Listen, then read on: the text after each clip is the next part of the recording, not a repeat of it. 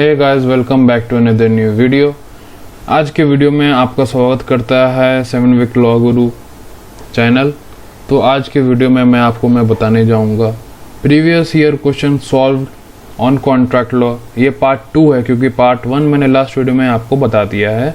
और last video में जैसे कि मुझे याद है कि मैंने आप लोगों को एक तो होमवर्क दिया था। आई होप सो कि आप लोगों ने वो होमवर्क किया होगा। अगर आपने नहीं किया है तब भी, अगर आपने किया है तब भी, दोनों में मैं आज वो क्वेश्चन डिस्कस करने वाला हूँ जो मैंने क्वेश्चन दिया था आपको होमवर्क में। आपको कॉन्ट्रैक्ट लॉ अगर आपको समझ में अगर कॉन्सेप्ट क्लियर नहीं है तो आपको मेरे वीडियो में जाके आप देख सकते हो, जो मैं आपको आई बटन में दे दूंगा। तो आज का क्लास मैं स्टार्ट करता हूँ। तो होमवर्क वाला क्वेश्चन क्या था? When one person signifies to another his willingness to do so, his willingness to do or abstain from doing anything with a view to obtaining the assent of that person to such an act or abstinence, he is said to have made a proposal. Okay? ये principal है proposal जिसमें define किया जा रहा है। अब proposal क्या होता है मैंने आपको कॉन्ट्रैक्ट वाला वीडियो में बता दिया है, ठीक है? तो आप वहाँ पे जाके आप देख सकते हो। मैं लास्ट वीडियो में भी कुछ क्वेश्चंस डिस्कस किया था, आज के वीडियो में कुछ क्वेश्चंस डिस्कस करूंगा और ये आखिरी वीडियो होगा। और अगर आपको कुछ और भी क्वेश्चंस के ऊपर आपको अगर चाहिए होंगे वीडियो तो आप कमेंट सेक्शन में आप बोल सकते हो। इसके बाद हम लोग क्रिमिनल लॉ आगे पढ़ने वाले हैं। तो इसमें फैक्ट अभी क्या है, इस होमवर्क वाले क्वेश्चन में फैक्ट क्या है? रामानुज ने टेलीग्राफ किया श्याम सुंदर को राइटिंग में क्या ये बोलने के लिए कि क्या तुम अपना रोल्स रॉयस गाड़ी बेचोगे, और ये भी टेलीग्राम किया कि तुम उस गाड़ी का लोएस्ट कैश प्राइस हमको बताओ। श्याम सुंदर रिप्लाई किया टेलीग्राम के थ्रू कि लोएस्ट प्राइस इतना है 20 लाख से। रामानुज जो है वो इमीडिएटली कंसेंट भेज दिया through Telegram that I agree to buy the car for 20 lakh asked by you. Shyam Sundar refuse to sell the car. I hope कि आपको फैक्ट क्लियर हो गया होगा। अब आते हैं हम लोग ऑप्शंस पे। He cannot refuse to sell the car because the contract has already been made. Contract तो बना ही नहीं, आप समझिए, कॉन्ट्रैक्ट तो बना ही नहीं है क्योंकि रामानुज जो है उसने सिर्फ टेलीग्राफ किया कि क्या तुम अपना बेचोगे। उसने प्रपोजल दिया, क्या तुम अपना गाड़ी बेचोगे, अपना कैश प्राइस बताओ, तुम लोएस्ट कैश प्राइस बताओ जिसमें तुम अपना गाड़ी को बेचना चाहोगे। तो श्याम सुंदर ने ये तो नहीं बोला कि ठीक है मैं अपना गाड़ी बेचना चाहता हूँ एट ₹20 लाख। उसने सिर्फ बोला कि the lowest price for car is 20 lakh. उसने एक्सेप्टेंस तो दिया ही नहीं, तो कॉन्ट्रैक्ट तो बना ही नहीं इसमें आपका। अगर कॉन्ट्रैक्ट नहीं बना तो वो रिफ्यूज कर नहीं सकता। अब आता है सेकंड पॉइंट। तो पहला ऑप्शन कट। Second option, he can refuse to sell the car because it was only invitation to offer and not the real offer. ये सही हो सकता है क्योंकि ये इन्विटेशन टू ऑफर था। उसने ये श्याम सुंदर जो है उसने से अपना लोएस्ट कैश प्राइस अपना लिख दिया था कि 20 लाख है। उसने ये तो नहीं बोला कि मुझे बेचना है, उसने तो एक्सेप्टेंस दिखाया नहीं, ठीक है? तो विलिंगनेस दिखाया नहीं कि मेरे को बेचना है अपना गाड़ी, रोल्स रॉयस गाड़ी बेचना है। रामानुज समझ गया ऐसे ही कि उसको बेचना होगा, इसलिए अपना वो कॉन्सेंट भेज दिया कि हम तुम्हारा गाड़ी खरीदने के लिए तैयार हैं, इसलिए वो रिफ्यूज कर सकता है। Shyam Sundar refuse to sell the car, ये ऑप्शन हो सकता है क्योंकि invitation to offer and real offer नहीं है ये। अगर आपको नहीं समझ में आया इन्विटेशन टू ऑफर तो आप मेरे वीडियो में आप जाके देख लो, law of contracts for CLAT, आपको पूरा समझ में आ जाएगा। थर्ड ऑप्शन आते हैं, it was not a valid offer because willingness to enter into contract was absent. Same चीज़ मैंने आपको बताया, विलिंगनेस तो था, वो तो था ही नहीं कॉन्ट्रैक्ट में, कॉन्ट्रैक्ट ही तो नहीं बना आपका। कॉन्ट्रैक्ट जो टर्म है, जो इंटर प्रपोजल एक्सेप्टेंस होता है, एक्सेप्टेंस ही तो मिसिंग है इस पूरे क्वेश्चन में। फोर्थ नन ऑफ दिस, तो इसका आंसर होगा सेकंड। अब हम लोग आते हैं क्वेश्चन नंबर 1 पे। Every person who is the age of majority is competent to contract according to the law to which he is subject. Okay, तो ये चीज़ मैंने आपको कॉन्ट्रैक्ट वाले वीडियो में बता दिया था कि एवरी आदमी, कोई भी आदमी जो भी एज ऑफ मेजॉरिटी का है वो कॉन्ट्रैक्ट में एंटर कर सकता है according to the law which is subject. अब आते हैं फैक्ट की तरफ। A minor mortgaged his house in favour of Thakur Das a money lender to secure a loan of 20,000। Minor को 20,000 चाहिए था, इसलिए अपना घर जो था वो मॉर्टगेज कर दिया। A part of this that is 10,500 was actually advance to him. 10,500 रुपया उसको एडवांस दे दिया गया था। While considering the proposed advance the attorney who was acting for the money lender received information that the plaintiff was still a minor. बाद में जो money lender जो था ठाकुर दास को पता चला कि वो माइनर से डील कर रहा है, तो subsequently the minor commenced an action. तो फिर माइनर ने एक तो एक्शन किया against him stating that he was under age when he executed the mortgage and the same should therefore be cancelled. He prayed for setting aside the mortgage money lender prayed for the refund. तो फिर जितना ठाकुर दास ने minor को दिया था 10,500 वो वापस recover करना चाह रहा था from the minor. I hope कि फैक्ट क्लियर हो गया होगा। अब हम लोग आते हैं ऑप्शंस पे। As a minor's contract is void, जैसे कि आप लोग जानते हो कि माइनर का कॉन्ट्रैक्ट वॉइड होता है, money advance to a minor can be recovered. ऐसा जरूरी नहीं हो सकता हर केस में। सेकेंड पॉइंट है a minor contract is void ab initio. Void ab initio मैंने आपको बताया था कैपेसिटी ऑफ पार्टीज में, इसमें मैंने आपको बताया था माइनर अगर किसी भी कॉन्ट्रैक्ट में एंटर करता है वो वॉइड एब इनिशियो होता है, void from the very beginning. Any money advance to a minor can not be recovered. कोई भी पैसा अगर तुम माइनर को देते हो, कॉन्ट्रैक्ट तो वॉइड एब इनिशियो है, void from the very beginning है, तो वो पैसा तुम वापस नहीं ले सकते हो। ओके, तो यही आपका सही आंसर होगा ऑप्शन नंबर 2। और तीसरा आता है अ माइनर्स कॉन्ट्रैक्ट इज वॉइडेबल। ये तो हम लोगों ने पढ़ा ही नहीं, ये तो लॉ में है ही नहीं कि कौन माइनर का कॉन्ट्रैक्ट वॉइडेबल है कि नहीं। Any money advance to a minor can be recovered, ऐसा तो है ही नहीं। फोर्थ आता है advanced money can be recovered because minor has given wrong information. ये मिसरिप्रेजेंटेशन का केस हो सकता है, पर ये एक्चुअल आंसर नहीं है। ओके, तो हम लोग आते हैं नेक्स्ट क्वेश्चन पे।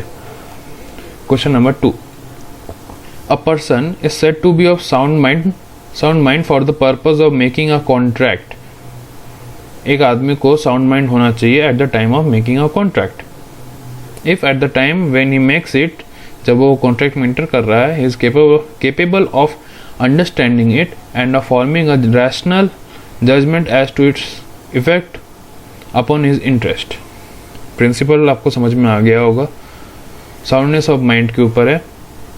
तो फैक्ट हम लोग जानते हैं, mister X whose usually of sound state of mind.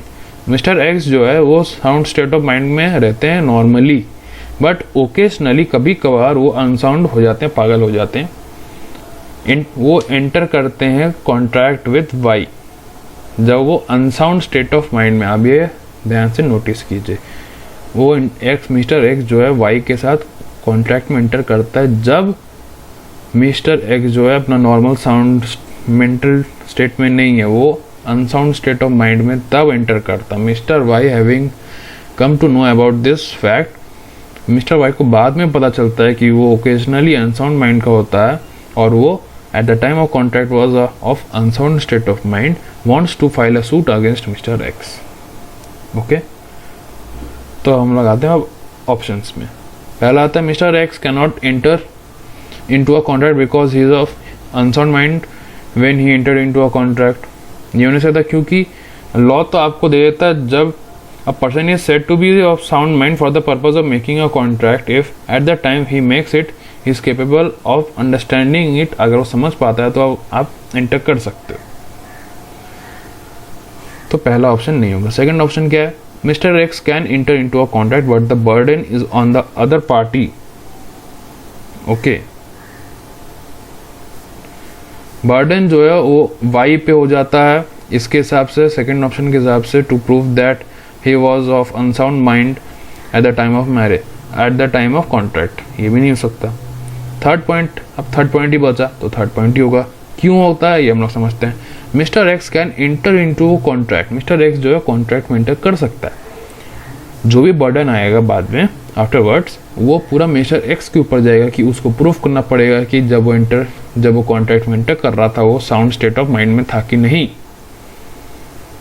अगर वो प्रूव नहीं कर पाता है कि साउंड स्टेट ऑफ माइंड में अगर वो एंटर किया है, तब mister Y can file the suit against him.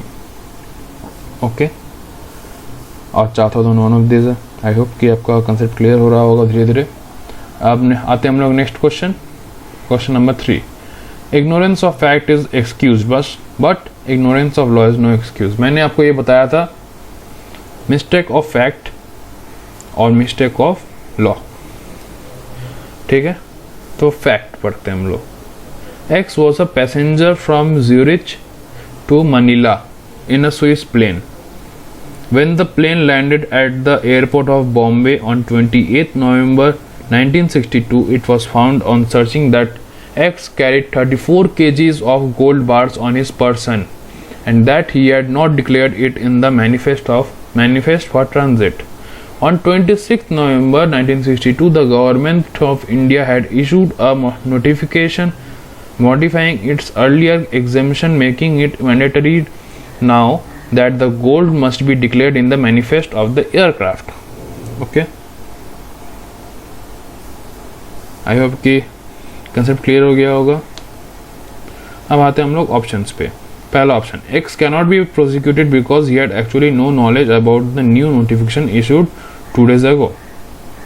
ये हो नहीं सकता क्योंकि जैसे कि हम लोगों ने प्रिंसिपल में पढ़ा है कि जो भी मतलब इग्नोरेंस ऑफ फैक्ट एक्सक्यूजेबल हो सकता है, बट लॉ का इग्नोरेंस वो एक्सक्यूजेबल नहीं हो सकता, वो नहीं चलेगा आपका। तो फर्स्ट ऑप्शन नहीं है, काट दो फर्स्ट ऑप्शन को। सेकेंड ऑप्शन में आते हैं, X can not B prosecuted because ignorance of fact is excusable. इसमें इग्नोरेंस ऑफ फैक्ट आता ही नहीं, इसमें तो इग्नोरेंस ऑफ लॉ आता है। क्यों? क्योंकि 26 नवंबर 1962 को गवर्नमेंट ऑफ इंडिया ने इशू किया तो नोटिफिकेशन ये मॉडिफाई करके कि अगर आप गोल्ड ले जा रहे हो तो आपको मैनिफेस्ट ऑफ द एयरक्राफ्ट में आपको डिक्लेयर करना पड़ेगा। तो फैक्ट तो यहाँ पे है ना, क्योंकि यहाँ तो लॉ डिस्क्राइब किया गया है। अब थर्ड ऑप्शन में आते हैं, X can be prosecuted because ignorance of law is not excusable. X जो है वो उसको प्रोसिक्यूट किया जा सकता है। क्यों? क्योंकि ignorance of law is not excusable, जैसे कि हम लोगों ने पढ़ा है। फोर्थ ऑप्शन आता है, x liability would depend on the description of the court. ये नहीं हो सकता, तो आपका आंसर आता है थर्ड ऑप्शन, ऑप्शन नंबर 3। जो मतलब फोर्थ ऑप्शन इसलिए नहीं हो सकता क्योंकि जो प्रिंसिपल जो है, ignorance of fact is excuse but ignorance of law is not excuse. आपको प्रिंसिपल पे बेस्ड करके ही अपना आंसर देना होगा। तो थर्ड ऑप्शन में क्लियरली दिखा रहा है, स्टेट कर रहा है कि x can be prosecuted because ignorance of law is not excusable.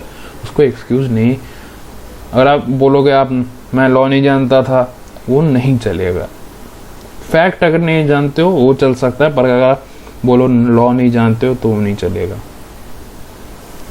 ठीक है, अब हम लोग आते हैं next question. Proposal that is communication plus acceptance that is communication plus consideration equals to contract. यही होता है बेसिक। अगर आपको नोट डाउन करना है आप कर सकते हो। प्रोपोजल देता है एक पार्टी, एक्सेप्टेंस दूसरा पार्टी की तरफ से आता है, दोनों पार्टी के बीच में कंसिडरेशन होता है, तब जाके कॉन्ट्रैक्ट फॉर्म करता है। The communication of a proposal is complete when it comes to the knowledge of the person to whom it is made. X nephew absconded from home. Absconded का मतलब आता है यहाँ पे भाग गया।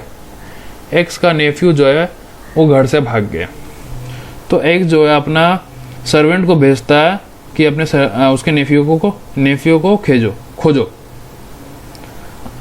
जैसे ही सर्वेंट चला जाता है मतलब घर से निकल जाता है वो for the search of the boy, तो एक्स बाय हैंडबिल्स ऑफर करता है कि जो भी मेरे नेफ्यू को खोज के लाएगा मैं उसको 501 रुपया दूंगा।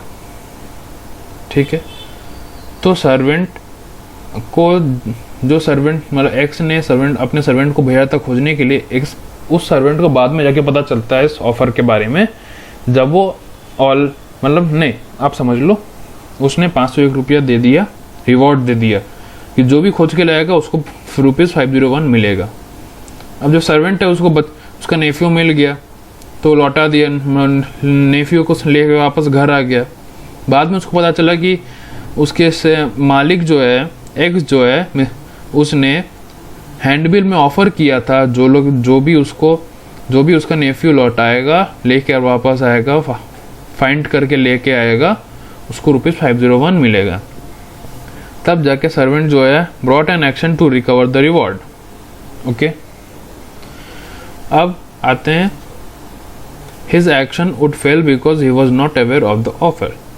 ये पॉइंट हो सकता है, क्यों? क्योंकि जब वो चला गया, वो घर से तो निकल गया, घर से निकलने के बाद जाकर मिस्टर एक्स जो है वो अपना ऑफर देता है, रिवॉर्ड वाला बोलता है, ऑफर देता है कि जो भी मेरे नेफ्यू को खोज के लाएगा वो उसको ₹501 मैं दूंगा। जब एक्स ने ऑफर किया तब सर्वेंट वहाँ पे प्रेजेंट नहीं था, उसका सर्वेंट को ऑफर के बारे में पता ही नहीं था, उसको बाद में जाके पता चला तो वो बाद में जाके रिकवर नहीं कर सकता, simple.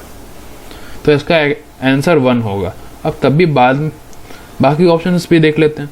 His action would not fail because it was a general offer. ये नहीं हो सकता क्योंकि आपका जो प्रिंसिपल है कम्युनिकेट प्रपोजल एक्सेप्टेंस कंसिडरेशन, और जो लिखा है communication of proposal is complete when it comes to the knowledge of the person to whom it is made. पर इसमें तो सर्वेंट खोज के लाया, पर सर्वेंट को तो पता ही नहीं था ना उस ऑफर के बारे में, इसीलिए। थर्ड आता है the fact that he was not aware of the offer does not make any difference and hence it was a valid contract. ये भी नहीं हो सकता क्योंकि मैंने आपको बता दिया जो प्रिंसिपल है आपको उसी पे बेस करके अपना आंसर देना है। तो फर्स्ट इसका आंसर 1 होगा। अब हम लोग आते हैं लास्ट। ये एक नया टाइप ऑफ क्वेश्चन है। ये आपका 9 क्वेश्चन रहता है आपका, और हर each of the 9 question consist of 2 statements, one labeled as assertion that is A and other as reason R. You are to examine these 2 statements carefully and select the correct answer. अब हम लोग इसका एक example जानेंगे। मैं आपको एक दिखा देता हूँ, बाकी आपको आप खुद से करना, प्रैक्टिस करने को ज़्यादा से ज़्यादा प्रैक्टिस करोगे तो आप पे जितना भी मैंने आपको कॉन्सेप्ट बताया हूँ लॉ ऑफ कॉन्ट्रैक्ट में, आप वीडियो जाके देख लो, आपका पूरा लॉ ऑफ कॉन्ट्रैक्ट कवर करता है ये सब पार्ट। तो पहला इसमें हम लोग देखते हैं असर्शन ए। उसमें क्या लिखा है? अ void contract is not necessarily illegal. कोई भी वॉइड कॉन्ट्रैक्ट होता है वो नेसेसरी इलीगल ही हो ऐसा जरूरी नहीं है। इसका मतलब ये reason R, every illegal contract is void. देखिए यहाँ पे ए जो है ये पार्शियली सही है और आर जो है ये फुल्ली करेक्ट है। क्यों? क्योंकि जितना भी लीगल कॉन्ट्रैक्ट होता है वो सारा वॉइड एब इनिशियो होता है, void from the very beginning होता है। ठीक है, तो पहला ऑप्शन देखते हैं। Both A and R individually true but R is the correct explanation of A. Okay,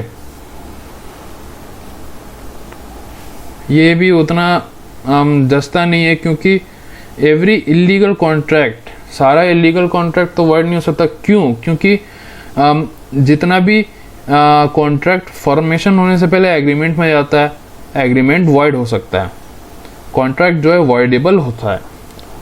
okay, तो आर तो आपका करेक्ट एक्सप्लेनेशन ऑफ ए तो नहीं हो सकता। सेकेंड पॉइंट पे आते हैं। Both A and R individually true, दोनों सही है but R is not the correct.